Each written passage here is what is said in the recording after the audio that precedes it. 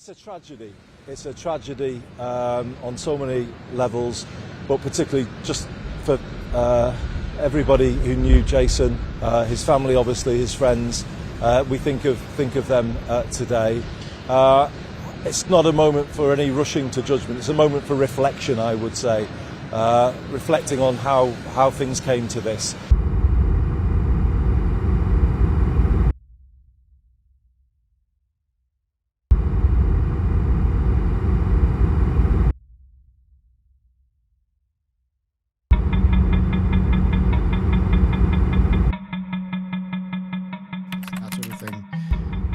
Now, Arday was special. The reason Arday is getting a lot of attention is he took the plagiarism, which is fairly common in academia, too far.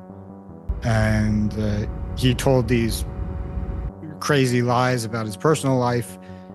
And he had such an exalted position that the mismatch between the quality and the prestige was so enormous that there was a hook for a story. That was what was special about him. Not that he's a fraud, not that he's a worthless scholar.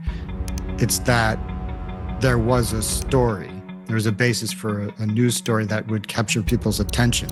After the revolution, I'll be the head of the Department of Eugenics and Race Science at Harvard.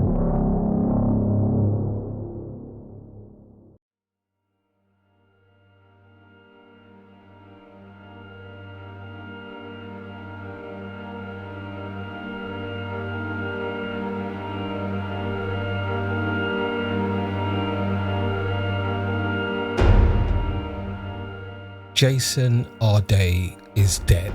A man is dead because of an accusation of plagiarism, despite the same university already keeping another professor found guilty of plagiarism. I haven't spoken about this manufactured issue previously because of many reasons. I didn't know enough. My bias against prestigious universities put it outside of my comfort zone. And there were other important topics to discuss. The current Prime Minister, the future Prime Minister, the social housing crisis. But this cannot be ignored. These are the facts. Jason Arday, the youngest black professor in Cambridge's entire history, was accused of plagiarism.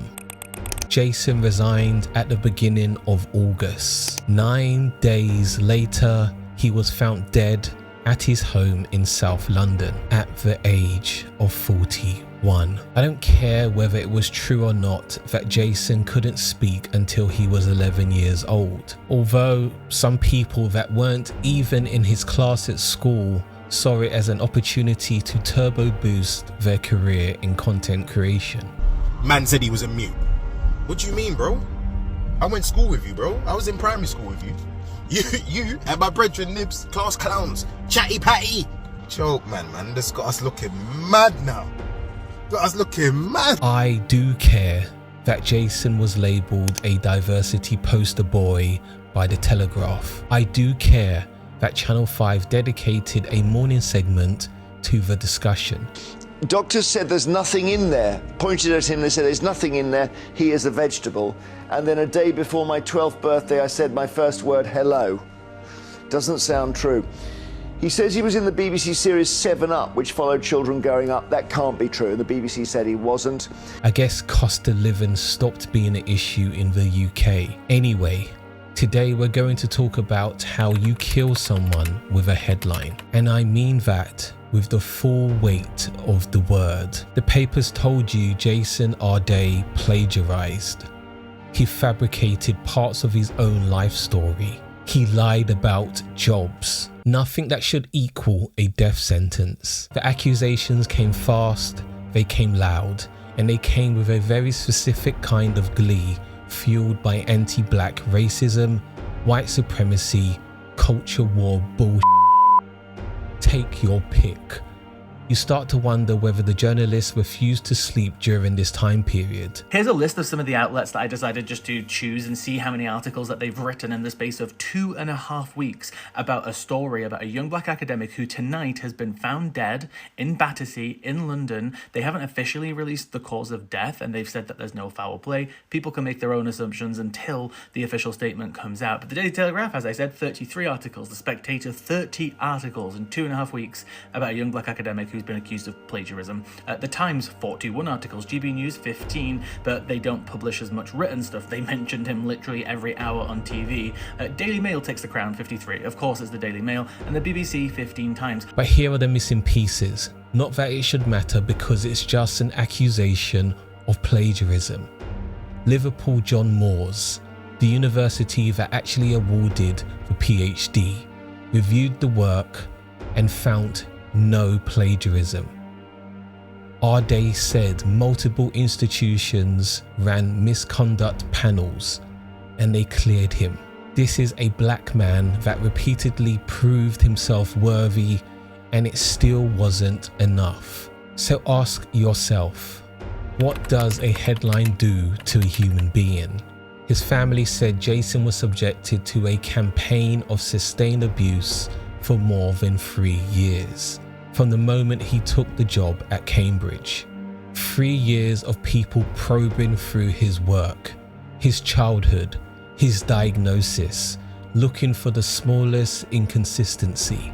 Cast an eye on who was doing the probing. A self-described race realist who once wrote that in a true meritocracy, there would be close to 0 black professors at Harvard. He was sacked by Cambridge. Very noble for an institution that is committed to the memorial of a slave trader. Then the Telegraph, followed very closely by the Daily Mail, Times and Spectator, built a scandal. Even the Guardian wanted a piece of the action because of the traffic it would bring to their silly website. What exactly is the public interest? This is a clear playbook. In April, Jason Arday stood in front of his peers and gave a talk called Wanted, Dead or Alive, the Playbook. He told them exactly how this works. Fascist activists comb through black academics' work, find an inconsistency, a citation slip, a similar passage. Then the right-wing outlets pile on, and the pressure lands on the university to cut ties. He told that audience, the instruments that are designed to protect academic integrity are weaponized. He said there's no room to sit there and watch your fellows suffer. For crying out loud, the man described the very thing that killed him, and we are calling it a scandal. Go read his resignation letter in full. Jason Arday had given them what they wanted because they couldn't imagine a black man earned the scholarship. He wrote that the relentless accusations, speculation, and public commentary had taken a profound toll. He wrote that he wanted to reclaim some peace, some privacy. 9 days. That's the gap between I need peace and a body. And the machine didn't even pause once. It just found new words. Torrent of negativity, they called it.